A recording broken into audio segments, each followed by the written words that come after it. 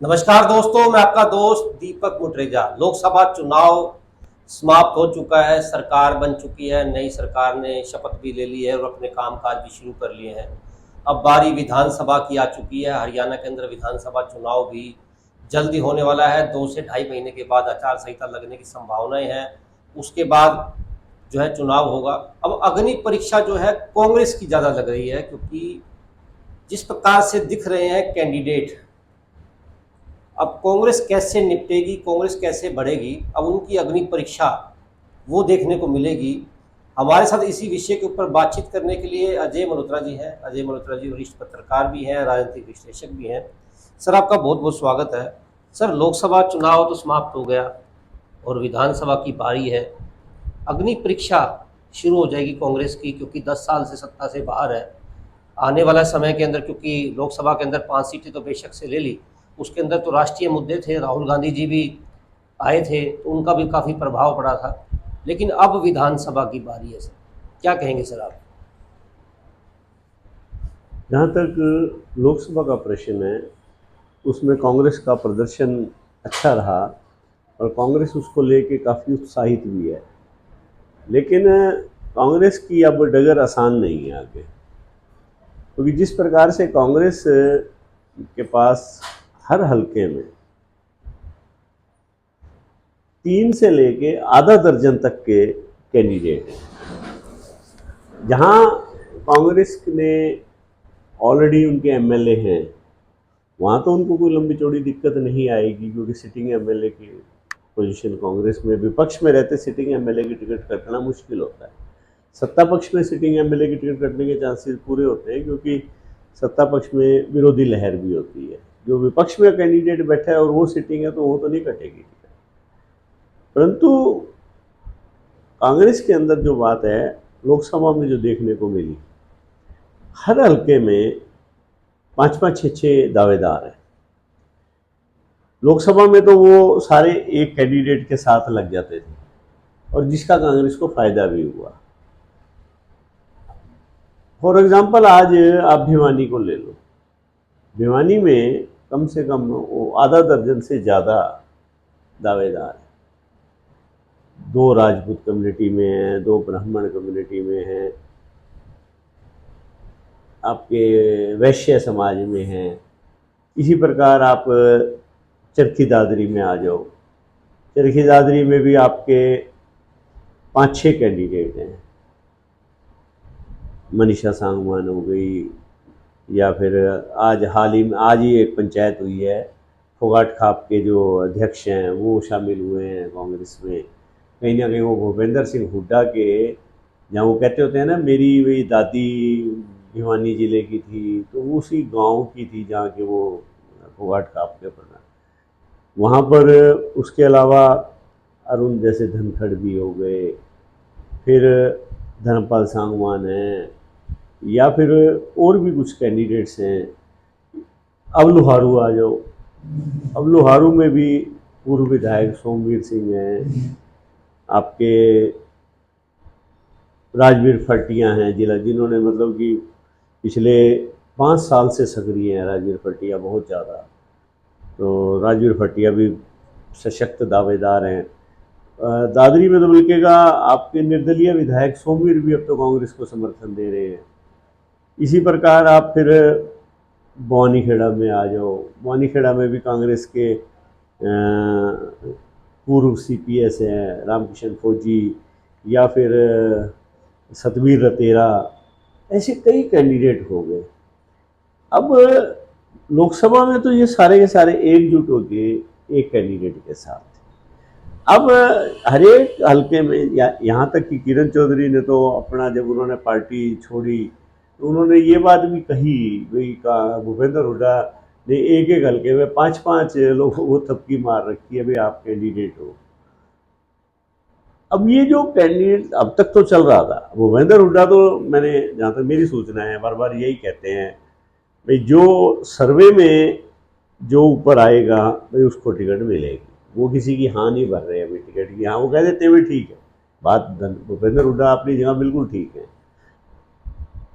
परंतु कैंडिडेट कोई ये मानने को तैयार नहीं है कि सर्वे में मेरा नाम पीछे भी रह जाएगा।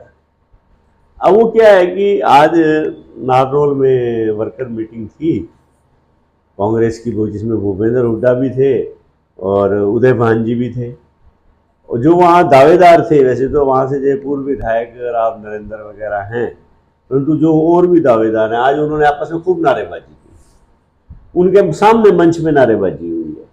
तो ये नारेबाजी आने वाले दिनों में भूपेंद्र हुड्डा को अपने हर एक मंच पे देखनी पड़ेगी।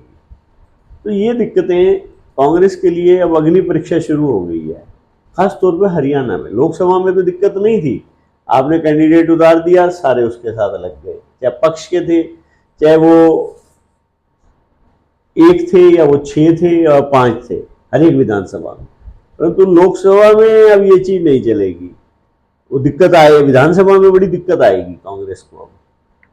तो ये चीज आगे आगे फूट को कांग्रेस कैसे काबू करेगी ये तो समय बताएगा। लेकिन एक चीज़ है सर, बीजेपी के अंदर ऐसा देखने को नहीं मिलता। वहाँ पर भी अगर मान लो कैंडिडेट एक से ज़्यादा भी हैं, 2 या 3 भी हैं, लेकिन पार्टी का जब कार्यक्रम चल रहा होता है तो ऐसे आपस में नारेबाजी करता हुआ कोई ऐसा दिखता नहीं है।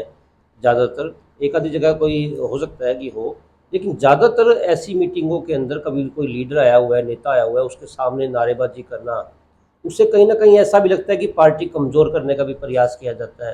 क्योंकि अगर आप आपस में ही लड़ोगे तो फिर लोगों पे क्या इफेक्ट पड़ेगा, लोग कैसे आपको वोट देंगे। क्योंकि काफ़ी सारा वोट जो होता है साइलेंट वोट भी होता है, वो लोगों को देखता है, नेताओं को देखता है कि कहाँ वोट जो है देना चाहिए, कहाँ पर सरकार जो है बन सकती है और कौन हमारे मुद्दे उठाएगा। अगर आपस में ही लड़ाई झगड़े होंगे तो फिर कैसे लोग विश्वास करेंगे। नहीं, देखो भारतीय जनता पार्टी के अंदर कैंडिडेट तो हैं, परंतु आपकी बात बिल्कुल ठीक है, वहाँ थोड़ा अनुशासन का डंडा ज़्यादा चलता है और आरएसएस का प्रभाव रहा है भारतीय जनता पार्टी के लोगों पे, तो वो थोड़ा सा अनुशासन में रहते हैं। इस तरह की नारेबाजी आपको नहीं देखने को मिलेगी। हाँ, थोड़ा बहुत विरोध तो कई जगहों पे देखने को मिलता है, परंतु भारतीय जनता पार्टी और कांग्रेस में एक फ़र्क है।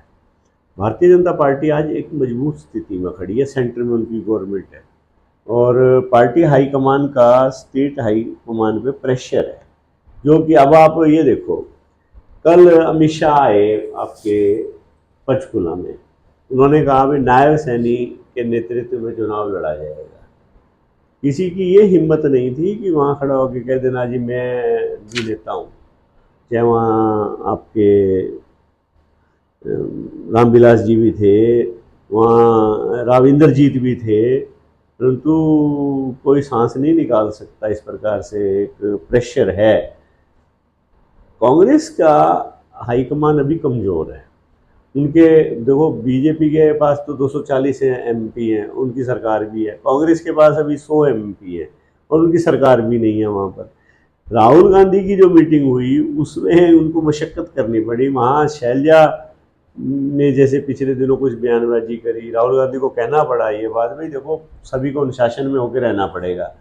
बल्कि का मजाकिया लहजे में भूपेंद्र हुड्डा ने तो कहा मेरा आखिरी चुनाव है, तो वो राहुल गांधी ने कह दिया, भी अमरिंदर सिंह भी यही कहते थे, तो फिर उसका जवाब आगे दिया उन्होंने कहा भाई मैं जवान का धनी हूँ जी। तो कहने मतलब कि राहुल गांधी को वहाँ भी मशक्क़त करनी पड़ी, शैलजा ग्रुप और इसको अपने हुड्डा ग्रुप को समझाने में। और वहाँ तो चलो किसी तरह राहुल गांधी एक फार्मूला सेट कर देंगे, भाई टिकट देनी है मेरिट पे, वही जो एजेंसी कहेगी, पहला क्राइटेरिया एजेंसी रहेगा, नंबर रख दिए जाएंगे और बाद में कास्ट समीकरण देखे जाएंगे। तो ऐसे में 90% तो छटनी हो जाती है। परंतु जो विदिन गुट जो लोग हैं, विदिन गुट, मान लो कि हुड्डा गुट में, अब मान लो शैलजा के पास है, शैलजा के भी जो फतेहाबाद आप वो जीत के आ रही है 9 हल्कों से, तो वहाँ भी उनके पास 9 हल्कों में 4-4, 5-5 कैंडिडेट है और काफ़ी सारे लोगों ने तो पार्टी ज्वाइन भी किया लोकसभा के अंदर। तो इसी प्रकार हुड्डा के पास अब हर एक हल्के में 5-5 कैंडिडेट हैं कम से कम। तो हुड्डा उनको कैसे समझा पाएंगे, क्योंकि टिकट तो वो कहते हैं मेरिट पे देंगे हम, तो जो भी सर्वे में नाम आएगा, परंतु उस चीज़ को बाकियों को मेरे को नहीं लगता भाई जल्दी से समझा पाएंगे, और इसका फिर कांग्रेस को विधानसभा चुनाव में खामियाजा भी भुगतना पड़ सकता है। अगर दो मजबूत कैंडिडेट एक ही जगह से खड़े हो जाते हैं, एक इंडिपेंडेंट खड़ा हो जाता है और एक कहता है कि मैं तो एक का पार्टी सिंबल पर खड़ा हो गया। तो जो इंडिपेंडेंट खड़ा होगा वो 5, 10, 20 हज़ार जो वोट लेगा वो पार्टी की तो तोड़ेगा। तो वो कांग्रेस को इस चीज का देखो दिक्कत आएगी। हाँ, भाजपा के लिए भी एक दिक्कत है। भाजपा के ने जो लोकसभा चुनाव लड़ा था वो मोदी जी के नाम पे लड़ा था। वो मोदी जी के नाम पे था, राष्ट्रीय मुद्दे थे उसमें सारे, और लोकल मुद्दे नहीं थे। तो राष्ट्रीय मुद्दों की जब बात आती थी तो मोदी जी का पलड़ा भारी होता था। उसके जो जब स्टेट के मुद्दे आते हैं तो हरियाणा में भाजपा का पलड़ा भारी नहीं रह जाता।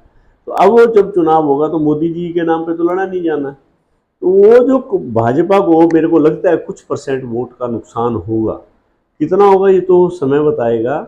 और इसी प्रकार कांग्रेस को जो नुकसान होगा वो गुटबाजी का नुकसान होगा। उनके देखना आप क्रॉस कैंडिडेट खड़े हो जाएंगे। दोनों पार्टियों को कितना कितना नुकसान है ये मतदाता बता देंगे और परिणाम बताएंगे। लेकिन कहीं ना कहीं दोनों को कहीं ना कहीं इनको गुटबाजी का और उनको मोदी जी का फैक्टर जो कम होगा। बेरोजगारी बहुत बड़ा फैक्टर है आज आपके यहाँ पर, आप यहाँ महंगाई फैक्टर है, भ्रष्टाचार फैक्टर है। तो ये जो फैक्टर्स हैं ये भाजपा को भी तंग करेंगे, परंतु कांग्रेस को जो सीधा सीधा तंग करेगा फैक्टर वो करेगा गुटबाजी। गुटबाजी का ही तो कारण देखो ना सर, अभी भी हुआ लोकसभा चुनाव के अंदर किरण चौधरी जी जिस प्रकार से छोड़ करके बीजेपी के अंदर शामिल हो गई, उनका भी यही कारण था कि उनको टिकट नहीं मिली। अगर टिकट मिल जाती तो वो भी कहीं ना जाती। हालांकि वो तो बार बार यही कहती रहती कि मेरिट में श्रुति का नाम दान सिंह जी से ऊपर था, उसके बावजूद उनकी टिकट कटी है। अगर टिकट मेरिट के हिसाब से थी तो भी नहीं मिल पाई। और जिस प्रकार से थपकियों की बात की जा रही है, किरण चौधरी जिस प्रकार से आरोप लगा रही है कि हर हल्के में 5-5 लोगों को जो है थपकी लगा रखी है, तेरे को टिकट देंगे। जिस प्रकार से आपने बताया भी है कि जब वो लड़ेंगे, अगर आपस अलग अलग चुनाव लड़ेंगे तो पार्टी को नुकसान भी दे रहे हैं। और कुछ तो ऐसे भी होंगे जो पार्टी छोड़ करके दूसरी पार्टियों में भी शामिल होंगे। देखो ये तो है ही, गुटबाजी तो पार्टी में थी तभी तो किरण चौधरी अब छोड़ के गई हैं।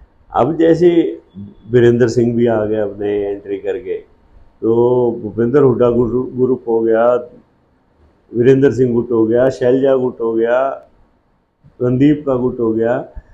कांग्रेस एक क्राइटेरिया तो बना देगी भाई, हम जो भी सर्वे एजेंसी लाएगी हम उसके हिसाब से करेंगे। मैं फिर बार बार यही कह रहा हूँ, दिक्कत जो आएगी वो विद इन गुट आएगी। अब भूपेंद्र हुड्डा कह तो यही रहे हैं अपने जो उनके साथ के लोग, उन्होंने किसी को सीधा ये एक को भी नहीं कहते कि भी तेरी टिकट है। वो यही कहते हैं कि भाई देखो टिकट की मैं हाँ नहीं भरता, परंतु सर्वे में अगर तेरा नाम आएगा तो मगर। फिर भी अपनों को समझाना बड़ी टेढ़ी खीर है। और हर कोई नेता जिसके चाहे 500 वोट भी आने हो ना, वो ये मान के चलता है कि मैं तो चुनाव जीत रहा हूँ।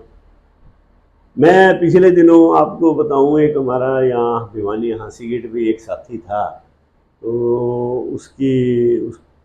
वो खड़ा हो गया। वो इस बात पे खड़ा हो गया कि मेरी दुकान पर दिन में 1000 लोग आते हैं, और 1000 में से वो कहता है कि वो तो मेरे हैं ही, और जो उनके 5-5 रिश्तेदार हो गए, फिर उनके रिश्तेदारों के रिश्तेदार हो गए। तो वो बोला जी मैं तो चुनाव जीता पड़ा हूँ। मैंने मेरे भाई तेरे नई बात बढ़ेगी, तू चक्करों में ना पड़। पर वो मानने को तैयार ही नहीं था। वो समीकरण जो बिठाता था वो ये कह के बताता था कागज पे, जी मैं ये इतने हजार मेरे ऐसे वोट हो जाएंगे, इतने मल्टीप्लाई हो जाएंगे, फिर इतने हो जाएंगे। अब वही बात है, उसके आखिरी में वोट आए 2400। नेता बन के सोता था। हाँ, तो मतलब कि ऐसे बहुत शूरवीर हैं जो जिनको अपनी औकात नहीं पता होती, और वो ये सोच के सोचते हैं मैं तो विधायक बना पड़ा हूँ बस। तो इसलिए ये दिक्कतें बनेगी। इस मामले में देखो सर, बीजेपी कहीं ना कहीं अनुशासन वाली पार्टी लगती है, क्योंकि पिछले दिनों जिस प्रकार से मनोहर लाल जी को मुख्यमंत्री पद से हटाया था, तो उस समय जब शुरुआत चल रही थी, विज जी का नाम भी लोग कह रहे थे क्योंकि विज सीनियर थे, लेकिन उनकी सीनियरिटी को ख़त्म करते हुए पार्टी ने अपने हिसाब से नायब सैनी जी का नाम प्रपोज करवा दिया था उन्हें। बात अनुशासन की नहीं है, वो डंडा है। वहाँ अनुशासन में डंडा से करवाते हैं, मतलब कि वहाँ ये हिम्मत नहीं है किसी की भाई ज़्यादा।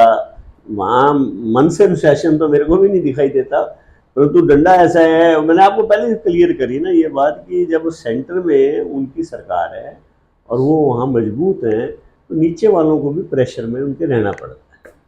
बिल्कुल दोस्तों, जिस प्रकार से आने वाला समय जो है विधानसभा समय का है और जिस प्रकार से कांग्रेस के अंदर लगातार दिखाई दे रहा है कि मंच के ऊपर अनुशासनहीनता जो चल रही है, भूपेंद्र सिंह हुड्डा जब मौके पर थे, पार्टी के प्रदेश अध्यक्ष मौके पर हैं, उनके सामने अगर लीडर आपस में लड़ रहे हैं तो लोगों पर भी क्या इफेक्ट पड़ेगा वो तो खैर आप खुद ही समझ सकते हैं।